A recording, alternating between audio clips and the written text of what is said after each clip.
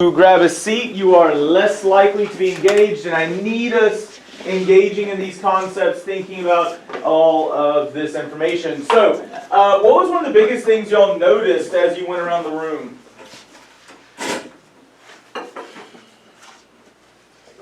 To study, right? So, I know that that's different than maybe what we're used to in some classes, but what is the point of school? To learn something. Notice that's everyone's immediate reaction, and we know it deep down that like the point is to learn something. But what do we oftentimes get distracted by and get focused on? Not the learning, but something that starts with a G. Grades. We get super focused on grades, right? And so I don't know that I saw a notice about it, But one of the things that a few students, especially on this side, said was that they wish I gave more graded assignments, right? Where we're just used to a teacher giving us a worksheet that we complete and then we turn it in and we get a grade for it, right? But does that worksheet necessarily mean that you have learned? I mean, we all know that, right? Like, at the end of the day, a worksheet does not guarantee that we've learned. So I don't do worksheets that you turn in every single day, and I just want to point this out because I think students forgot this. You get a grade every single day. The grade is about, did you actively collaborate or not? Did you try to learn? And then however many points there are associated with your active collaboration, I'm going to share a rubric for that later. However many points there are for active collaboration, that's how I determine how many points there are for the assessments. A measure of what you actually learned. Not everyone needs to study. Let me repeat that. Some students definitely said study, and I will say this, a lot of times, a lot of us need to study because the point is not to do a worksheet, the point is to learn. Not everyone has to study though. If you feel like, hey, I've mastered this, do you actually have to study? I don't do traditional homework, and I don't know how much you are used to math homework in classes, but most of the time when teachers do homework, it's something you have to do and you have to turn it in, right? It's a grade. But what's the real point of school again? To learn. So what should homework be? A chance to understand better, to learn? And you'll see this later, either today or tomorrow. When I give you homework, I call it check your understandings. I actually give you the answers on the back. Because if you're doing the homework but you're doing it wrong, is that actually helping you learn? No. Nope. People say study because the whole point is to learn, and that's what they got by the end of this class. So study, right? And so that's what I will say is if you don't need to study, then you don't need to. That's part of the beauty of it as well. But I know in high school I had to study to learn and to master and earn the grades I wanted. But be aware, like, it's about learning. That's why these students are saying that to study. I saw around the room some of the wonderings are, is the class hard and challenging? If we're just used to a class where, hey, I want to earn a grade and I'm not focused on learning, yes, it can be hard and challenging. But I think, and I didn't really see a whole lot of us noticing this, I would have noticed this, it's definitely not everybody, but the last question of what do you want me, Mr. Kinney, to know as we wrap up the semester, there's a lot of varied responses, but what was kind of like the most common response? Did anyone see a pattern there? A lot of people like this class. A lot of people like this class. A lot of people said thank you by the end. Is it challenging? Sure. But what a lot of students realize by the end, at least, is that I care a ton about you. Every single one of you, before I met you, I cared about you. And I will continue to care about you and help you to learn and to grow throughout the class, okay? So is the class challenging and hard? Yeah, it can be. I'm going to continue moving around the room. See what other notice and wonders we have. Take it day by day, get more sleep. Yeah, guys, if you're coming in first block without sleep, it's really hard to grow and to learn. Yeah, a lot of students said to ask what? Questions. Hey guys, I know, again, and I want y'all to hear me on this, I know that the norm for a lot of classrooms is that questions are a bad thing. I'm going to tell you right here and right now, that pisses me off because you want to know how you learn? By asking questions. Ask all the questions. The quicker you get to being comfortable with asking a question, the more you're going to learn and more you're going to be successful. Ask all the freaking questions. And hey guys, I'll be honest, I'm human. Every now and then, I'm tired. I might get frustrated, but I guarantee you, I will answer that question because even though it might catch me off guard, I'm there for you, right? So ask all the questions. Study, take notes. By the way, and so already like with the Frere models, with the thinking task, some of us weren't taking notes. I get it. It's like, oh, Mr. Kinney said this doesn't matter for my grade. But at the same time, learning to take notes is important. Because if you don't take notes, it's going to be really hard to practice and make sure you understand. Today, when no one remembered what we were supposed to learn, allegedly no one remembered what we were supposed to learn from last week's task, what did I have you do? I had you get out your notes. During the learning process, is it cool to have your notes out? 100%, because these notes can help you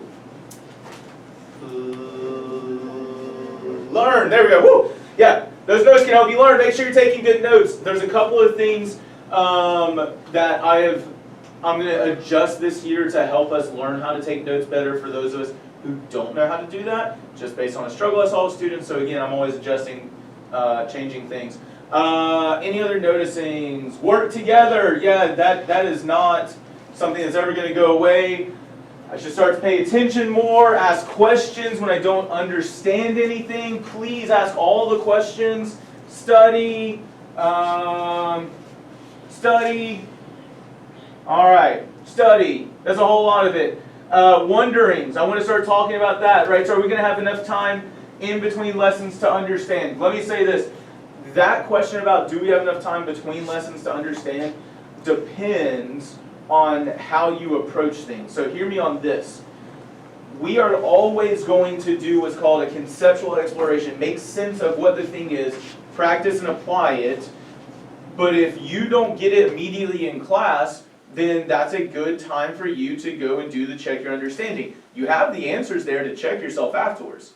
And my bell ringers, I don't give you frivolous things. My bell ringer every single day, well, there will be a bell ringer, but one thing you can always do during the bell ring in the first few minutes of class is you can write a question that you have on a vertical surface.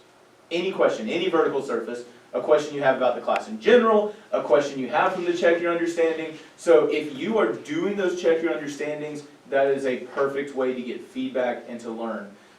Some students do get frustrated because they don't feel like they have enough time to learn. I go different paces for different students. In my first block, which that was an advanced class, I think I did 2 to 2.5 more units with them than I got to with my regular third block. Because I do adjust to meet the needs of my students as much as I can. But there is also, I have to teach Algebra 2. Let's see, wondering, yeah, why don't I give more graded work? I feel like I answered that. It's all about learning. And it's not that I don't give graded work, I just don't give worksheets. You get an active collaboration grade every day, students forget that.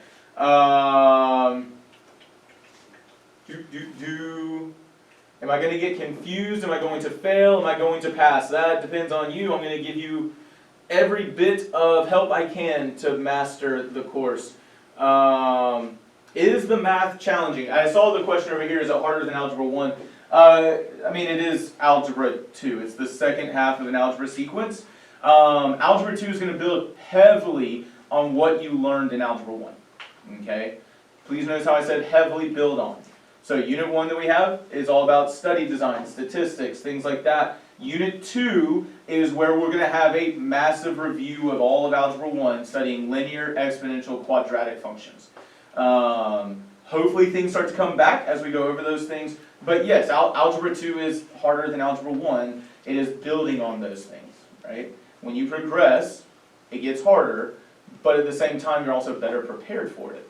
Just because it's harder, by the way, is not a bad thing. I need y'all to hear me on this, because I know, again, we're scared to ask questions. We're also scared a lot of times of challenge, but guys, life is not easy. Let me repeat that. Life is not easy. It's learning how to overcome the difficulty that is the key. It's learning how to persevere. And so I'm going to help you persevere. I'm not going to just abandon you. It is going to be harder, but not in a bad way, in a good way that helps us grow. We grow, we get better when we go through the trials and things like that. Gonna have enough time. I'm going to continue looking around. Is Mr. Kenny teaching style that good? I mean, did everybody think that my teaching style was good? No, I was like, especially on this side, not everyone loved the teaching style, but did some students really appreciate the way I taught? Yeah. Like standing like this, guys, helps you be more engaged. But some students who don't actually want to learn get really pissed off and frustrated about it. Let me say that again. Like, if you don't want to learn and grow, students do get frustrated. But like for a student who wants to learn and grow, gosh, this class is great for them. But I'm going to help you. And some students came around and grew into it. But I'm going to help you get there.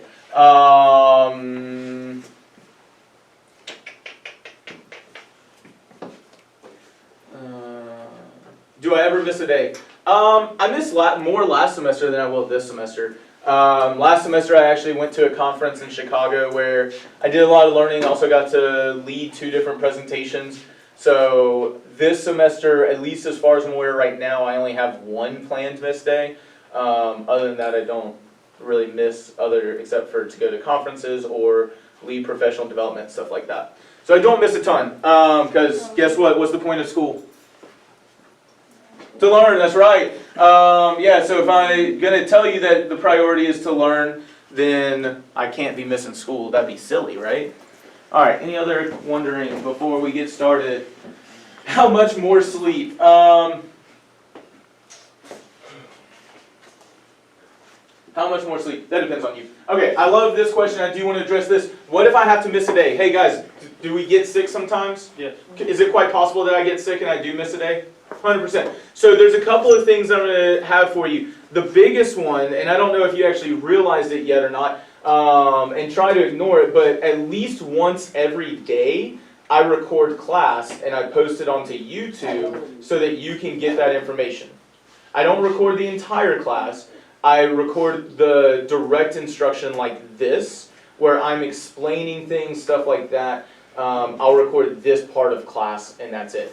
And I'll share that YouTube channel with you. Literally though, if you just search Nathan Kinney, it's the first channel that pops up, and I do a different playlist for each unit, and I label them, okay? So if you have to miss a day of school, I will post it hopefully before I even leave school that day, but sometimes it is later that night that it'll get posted. But I will post those videos, because again, do I give you graded worksheets that you're going to have to turn in when you miss a day? I don't give you graded worksheets to turn in.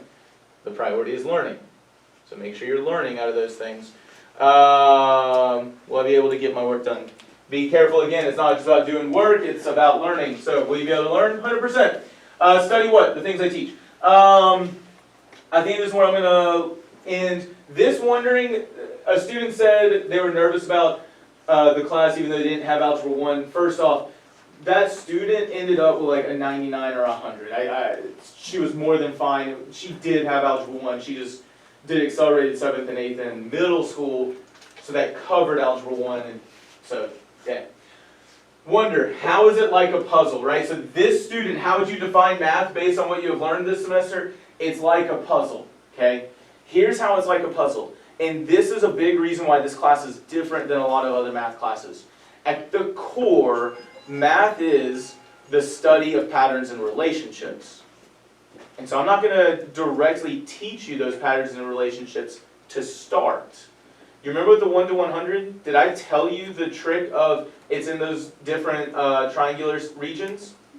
Nope. I had you experience first, then I had you discuss, then I had you come up with plans, and then I consolidated, right? Chain link, I didn't tell you to put all your chains together. I let you discuss, I asked questions, I gave you hints to get you there, and then we talked about it later. 4-4s, I let y'all work and I gave suggestions, right? So math is the study of patterns and relationships, and when we bring those patterns and relationships together, we are putting together the pieces of the puzzle. And I loved that response from that student, okay? Now, the final thing I'm going to talk about with this, and then I'm going to talk about some classroom procedure things in a second. The last thing I do want to point out is this. I don't know if you noticed this pattern, but I noticed this. Ms. Kowalski even mentioned this already. Which set of reflections seemed more positive? This side, definitely, right? And that wasn't just, and I need y'all to hear me on this, it's easy to just chalk it up to, oh, well, they're an advanced class, that's a regular class. The biggest difference I noticed, because it didn't come down to the classes, it came down to the student attitudes towards learning, because there were some positive reflections over there, right? The students who had positive reflections over there, and the reason why almost everyone on this side had positive reflections, and again, this isn't part of the class, these are the classes, everybody. The students who wanted to grow and learn, or focused on that growth and learning, they loved the experience. That doesn't mean it was easy every single day, but they love the experience because I'm going to give you more chances to learn and to grow than you probably ever experienced. Because that is what the priority is. I need y'all to understand, I recognize at the end of the day, when we study quadratic functions, there's real world quadratic functions everywhere. Most of us aren't going to use that every single day. We're going to study higher order polynomials called cubics and quartics and quintics, and there's beautiful relationships and patterns there, not something you're going to use every single day. But the thinking involved and the patterns and the relationships, I need to make sure that I prepare you to be successful if you move forward in mathematics after Algebra 2, but also the learning how to learn, learning how to think, learning how to communicate and collaborate. Those are skills that will stick with you for the rest of your life. Okay? So, I want this to be a transformative experience. I'm starting with this because I want you to see hopefully what you will see by the end of class. Okay? I promise you I care about you. I promise you I want the best for you. I promise you I'm going to get you there. Some of you may need to study more than others. Some people may pick it up naturally. And that's perfectly fine. Everybody is different. And I'm going to account for those differences by giving you opportunities to learn and grow. Any final questions before we move on to the next part of today?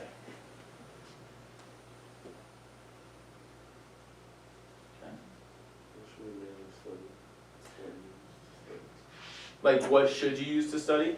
That's an excellent question. I'm going to address that in just a few minutes. Okay, I got you. So one, these FAIR models are designed where you have a section for notes, like there's practice questions. There's a section for notes, so there's that. There's the natural notes from class, different activities. But I also have something called a proficiency scale. It's going to tell you exactly what you need to know vocabulary-wise and skill-wise. I'll explain that soon though. All right, any other questions before we go back to our groups? Going once, going twice. Head on back to your groups and let's get going with today.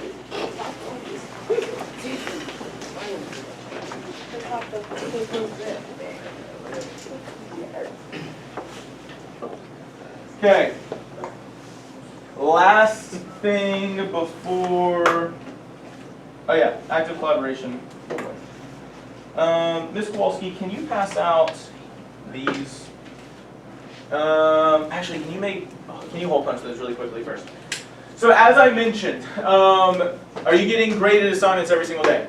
No. Heck no, because that's not a prioritizing learning. I want to prioritize learning. And so what I do though is I have an active collaboration rubric. And so in that active collaboration rubric, so I'm just moving back here to zoom in on that thing.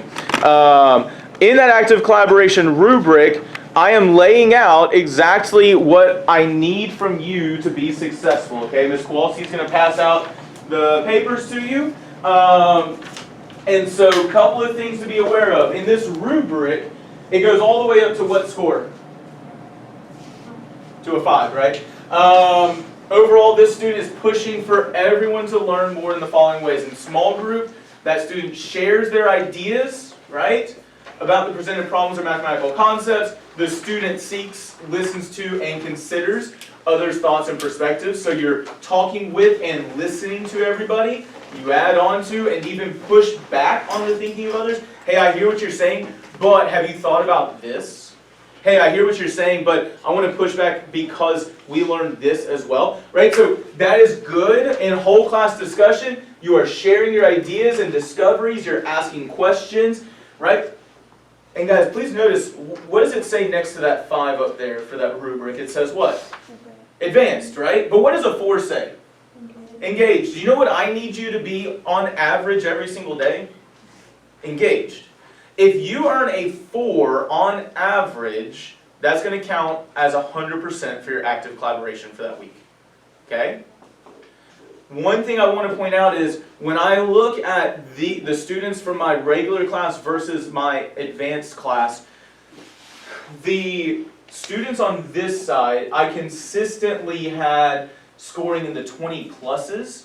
You can earn up to a 25 out of 20 for the week. That's doable. Students who are actively engaged and pushing, notice that doesn't say you have the right ideas. It's just saying that you're sharing your ideas, you're asking questions, you're helping each other grow and learn. These are the students who are super, super, super successful because they're the ones engaged the most and learning the most. But engaged is what I need for you, right? You're just there. You're not just there. You're actively engaged in the learning process. You are sharing your insights, but you're not pushing for everyone else to learn in this way. You are listening to, right? This is just going more. In whole class discussion, you are sharing your thoughts, you are asking questions, but notice this idea of pushing for greater understanding, right? Really pushing everyone else to get there. You've got to take notes to get there for both advanced and engaged. The developing side of things, listen, if you're not engaging and communicating, then you're not collaborating. So if you don't talk with your group, if you don't actually collaborate, you can't score higher than a 30. That's it. You have to actively talk with your group to help each other grow and learn. That doesn't mean that you know everything. It just means that you're actually trying to grow and learn. Just talk with each other. And I need y'all to hear me on this. I'm a super introvert. Like, legitimately, when my son runs into new... And this, I'm going to connect, I promise. When my son runs into a new room or even a new house, he opens the door, he looks in, and he might start to run in, and he sees people, and he goes, and he just starts staring around, and he's like, what's going on? And I connect with my son every single time because people are scary. I get that. Some of us are like, oh, I'm an extrovert as it gets. Deshaun's like, Mr. Kenny, I don't understand what you're saying at all. But I'm speaking for the people who don't love to talk with other people. I get it. People are scary. Sometimes we're just jaded against the world, whatever. But I can tell you this. You got to learn how to talk with people even when you're not feeling it. Every single day, you're probably going to go to a job where you have to talk to somebody.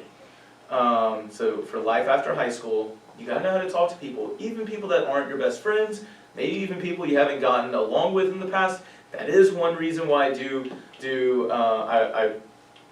have y'all randomly get a new group every single day. Okay. Below developing, you don't want to be here, but the students in my third block, those are the ones who did earn from 0s to 2s at times, right?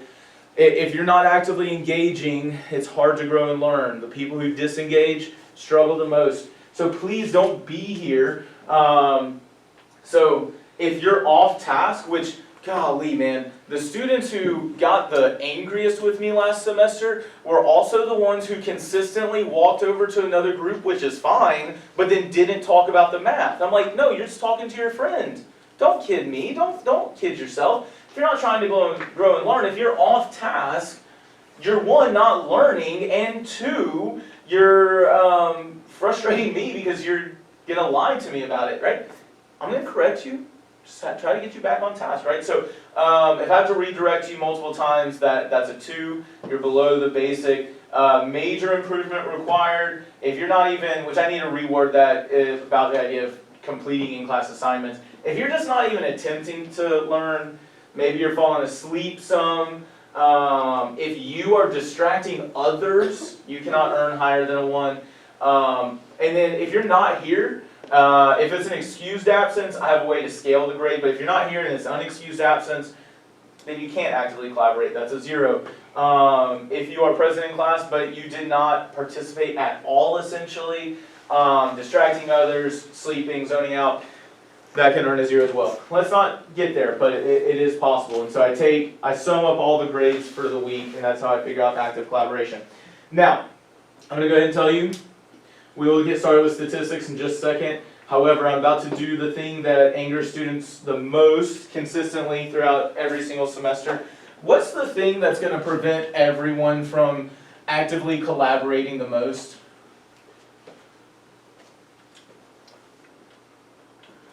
What's the thing that's going to prevent us from actively collaborating the most?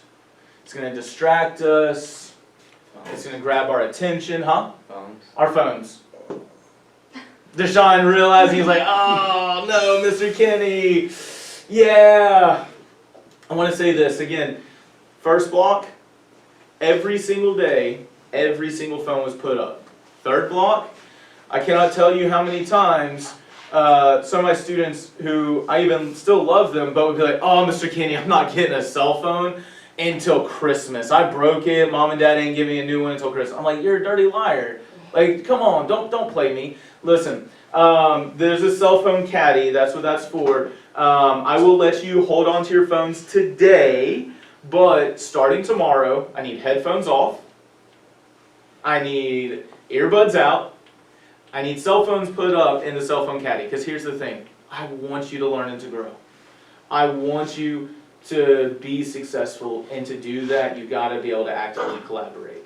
Okay? So, here's how I actually check attendance every single day, is I look at this attendance book that has a number next to your name, and so this will be where your cell phone goes. So, Andriana, you are cell phone pocket number 1, Tyler, number 2, and by the way, it's just alphabetical. That's how it's set up, right? That'll help you remember these things. Lane, your cell phone pocket number is 3, Mason 5, Jack 7. We have so few students I just skipped. That's how that came about. Jack 7, KJ 9, Deshaun 11, Zai 13, Aiden 15, Jaden 17, Jakayla 19, Michaela 21, Jordan 23, Samijah 25, Taj 27, Marcus 28, Bree 29. Okay, so you can hold on to it today. Every now and then, I might be feeling generous and let you hold on to your phones. Still, the expectation is to actively collaborate, but you got to earn that. Okay, so in general, though, I need you actively collaborating. We get distracted by phones real easy. As soon as I asked the question, Ms. Kowalski instantly went, because we all know, right? So those are your cell phone pocket numbers for tomorrow. Last thing, I didn't enforce it today, but I will start, it's not enforcing it, but a thing to start tomorrow. Remember, when I greet you and give you your random card for the day, I told you about this Friday or Thursday, what am I asking you to respond with? I'm capable of whatever. And guys, hear me clearly on this.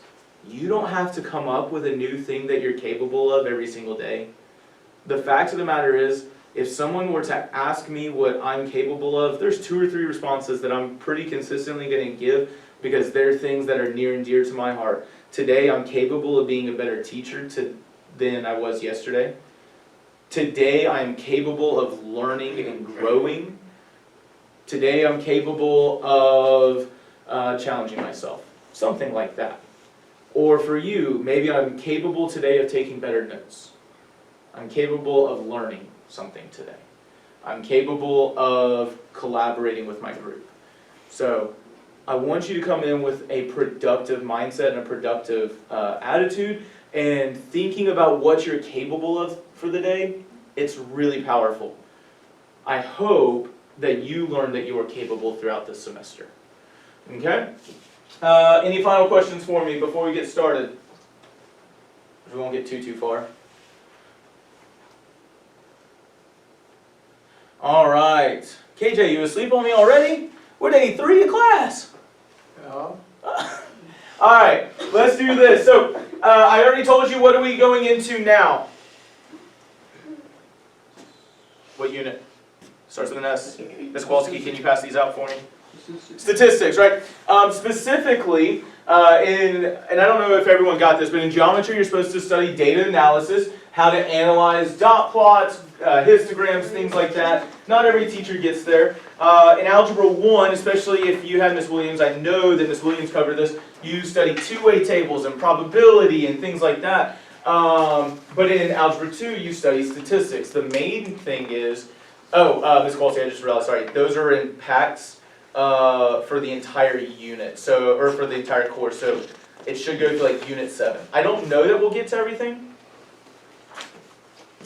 so that's why it's offset. That's my bad, I just realized that. So like, let's turn it over. So this is where it should start. So if you just look at the where it's offset. Okay. So it's offset there. This is wrong. Yep. We'll fix all that offset there. So that's that group. Okay. So it goes from 1A to 1A. Okay. Sorry, that was my bad. Should have communicated that clearly. Okay, so we are starting in statistics. What Ms. Kowalski is passing out is known as proficiency scales. Proficiency scales, by the way, what I'm doing is this is the entire course. I've already given you everything we could study. Notice how I said could, right? I don't know that we'll necessarily get to everything. I might have you take some things off based on time constraints, things like that. But this is what I'm supposed to teach. Actually, there's a whole other unit or two that I'm supposed to teach beyond this, but I've never gotten there because time. So put this in your notebook. And what I would do, yes ma'am? So, no. Here's the reason why. So I want you to notice, like if you have a 3-ring binder, and if you don't have one, I still have one left up there, I'm going to order some more soon. If you have a 3-ring binder, it is better to just put it in your binder so that you can easily flip it. And what I would do is, I would use the proficiency scales for that unit as the starting pages for the unit. And then put everything for the unit afterwards, right? It helps you stay organized. For the next unit, put it after those proficiency scales. So we are doing Unit 1 right now, Unit 1A and 1B on study design. So that's how I would set my notebook up. I would make sure that I use the unit to, or the proficiency scales to set off my units. Alright, 12 minutes to do some statistics. And I'll I will talk about those proficiency scales when we get to certain things. But I want us to see this, and I meant to add some more, I just didn't have time. But I want you to notice something right here. So this is a study that I found recently. I actually shared it with Mr. Armstrong and have talked about it with other teachers. Nearly 6 out of 10 middle and high school grades are wrong. That's the title of this, right? And man, the evidence was pretty astounding. Marcus, can you tell us how many middle school and high school students they looked at? 22,000. They looked at 22,000 different students across the country. And they looked at their grades and they compared it to standardized tests to see, hey, does their grade actually reflect what they have learned, right? And what they found is 60% of the time, those grades were not reflective of what that student actually learned. Whew. That's a problem, isn't it? Like, the grades are supposed to reflect what students have learned. Well, proficiency scales, 1, are going to help us with that, be better about that. But 2, man, that's a crazy study. Here's another study, right? When should parents give their child a smartphone? What do you think the average age that people get smartphones these days? I would say it's younger than 12. I can't remember exactly what it was. I need to go back and look. I think that it was somewhere between 8 and 10. What's the problem with just handing an 8 to 10-year-old a smartphone? Because this study has a lot about it, huh? Okay, they could break it. Ooh, there's bigger issues than that. They become dependent on it. They become dependent upon it. Like, guys, we're addicted to cell phones. I don't know if you realize this, but like, when I say give up the cell phone, immediately Deshaun was like, guys, we're addicted to our cell phones. We're addicted to social media. It's for music, I hear you, but like, I get it. But at the same time, 90 minutes, you both know other classes are going to let you listen to music, right? Yeah. Right here, hate sites research that shows how right around 2010, the US and other developed nations saw an astronomical spike in mental health problems among young people, including self-harm, suicide, psychological distress, anxiety, and depression. Hey, does anyone know what came out in the summer of 2007? Any guesses?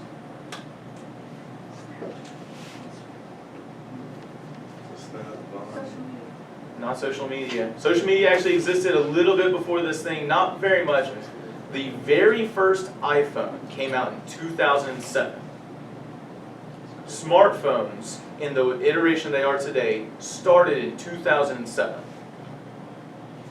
And in 2010, 3 years after that, we saw an astronomical spike in mental health problems. There's a lot of problems being able to see Facebook and see Instagram and see Twitter and see TikTok and all these other things, because then you start to think, oh, this is what everything is like. Oh, I don't have that. You compare yourself to these things. The way that we communicate with each other, like you and I both know, like my generation and really older than that, bullying was a physical thing. Today, bullying is not a physical thing anymore, is it? Kids are seeing major things online before they ever should because of cell phones. They're seeing way fouler language than they've ever seen before. They're seeing pornography earlier than ever before. Like, these are major problems, and the idea of a study is what allows us to research that. I need you to hear me clearly on this. I love statistics because we learn how to collect data in effective ways. I vetted both of these articles to check on the validity of the data that is talked about, and it's there. Well, now we need to learn how to analyze studies. And I'm going to come back to these because I will say this. I actually used a, I won't say, a little bit of a fallacious argument, meaning there's a flaw in my argument here. And it's not, I'll explain later the idea of a difference between association and causation. Because I'll go ahead and tell you, we don't know that cell phones caused that huge spike. But there's a huge correlation there. There's a huge association. So we're going to learn how to collect data and analyze that data first. So this is the very first proficiency scale that we have. And it's a lot, right? Like, this is actually just 1/2 of this unit. Oh no, I changed this. I need to go back and update this. So I used to have one proficiency scale for observational studies and experiments. I split this up, so I'm going to go fix that later. Y'all's does not look exactly like this, does it?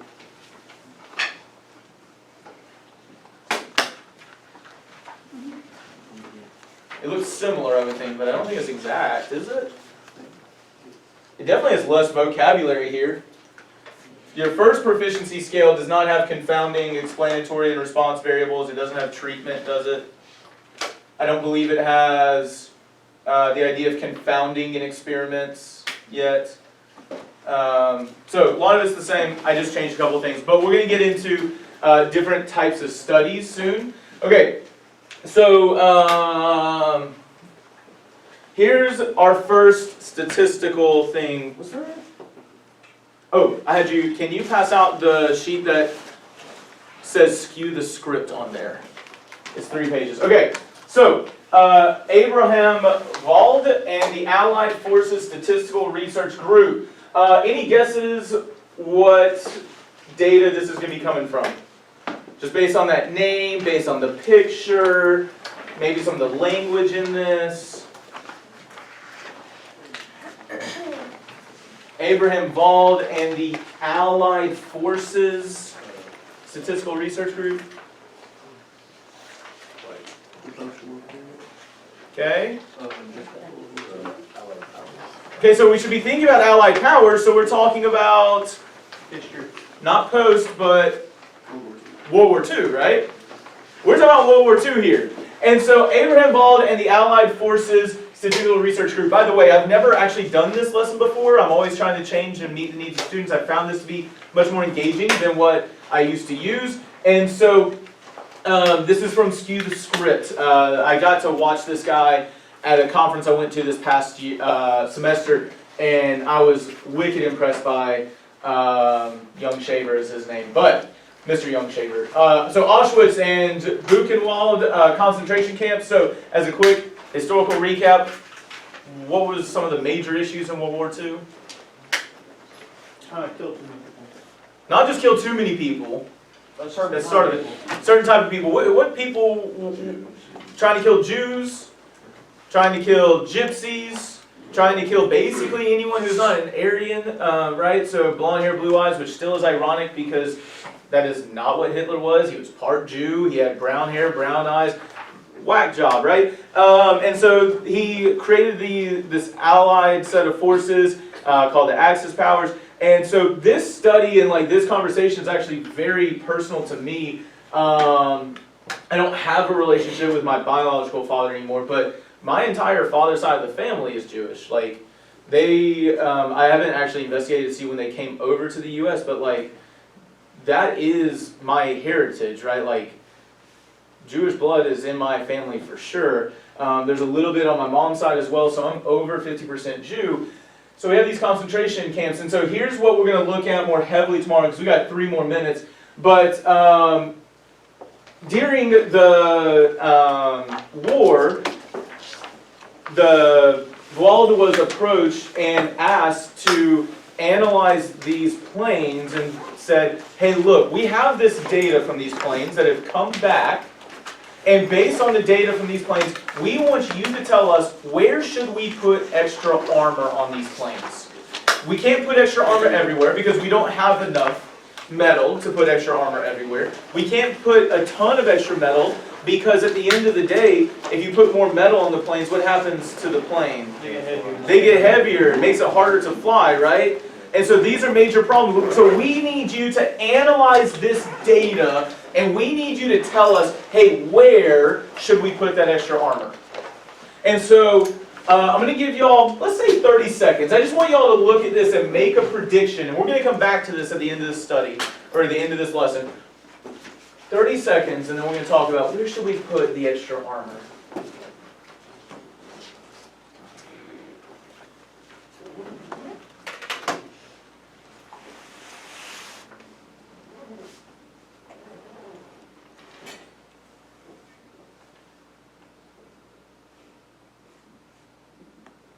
Where do you think we should put the armor now, based on this data?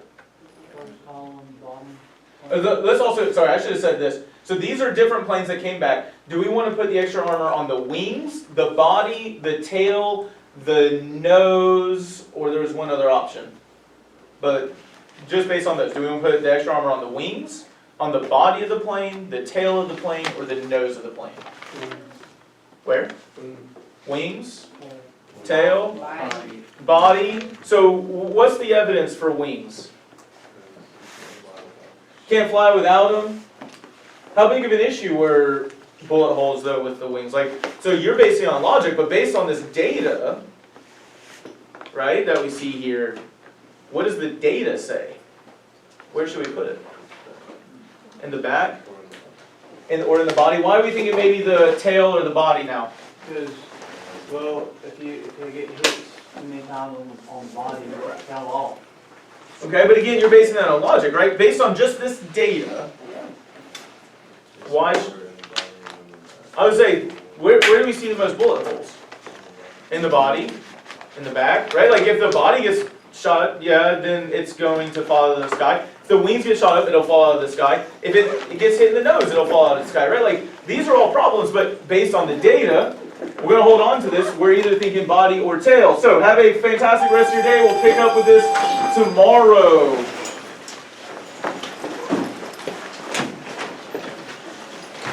Zai, can you hit the lights, please? Thank you. So in my theory, it's literally 25 minutes. Oh.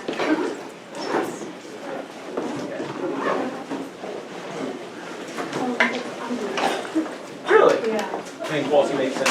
So my last name was definitely not Kenny growing up. Like until second grade, my dad adopted me. My now dad, who married my mom, it was Boston.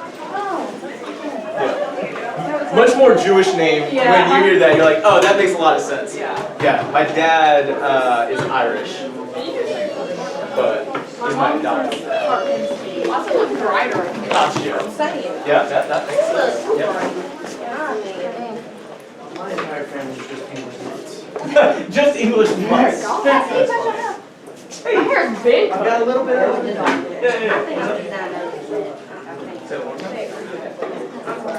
Advisory. This is class. This is what we're looking at. That's going to be downstairs. Okay. Yes. I love being happy, guys. Oh yeah. I don't want to say it for Michael because he'll have to see this problem soon. Oh.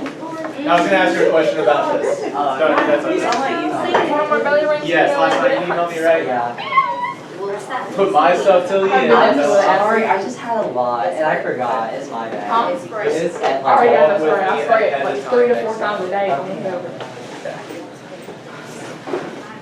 no, it's not because I couldn't. And I It's can't just because I purely forgot. 'Cause I had like, Oh, the assignment? because I had like a lot going on. I'm sorry. I sent you like 3 emails. I know, but I got that email like Saturday night. And I was like, I was just gonna do this. Like every day, like, oh my God. Did you not get the emails on Friday? I don't think so. Yeah, I sent a couple Friday to send you the assignment and I love you so No, much. because once I checked my Outlook, I just saw a bunch of emails. So I was like, She do all that. That was make my sure belly it's ring set. feeling. Have you set your can't phone move up it. so that you get updates to your phone? I probably should. You probably should do that, yeah. We coming off, boo. Is it brushing me too hard? Probably is. Not gonna lie. No, this is my friends. You told me to get this thing. I remember when I was dirty clothes that ain't been washed. Like, I had 2 minutes to burn. No, no one has heard of that. You have heard of It smell like clothes that ain't been washed. Yeah. Like they been sitting in the washing machine for a long time. You have heard of Survivor bites? Where's that for? What were you doing? Don't say it. Oh wait, Yeah, we watched this for the AP. we watched this on the AP. How many times you talking about anyways?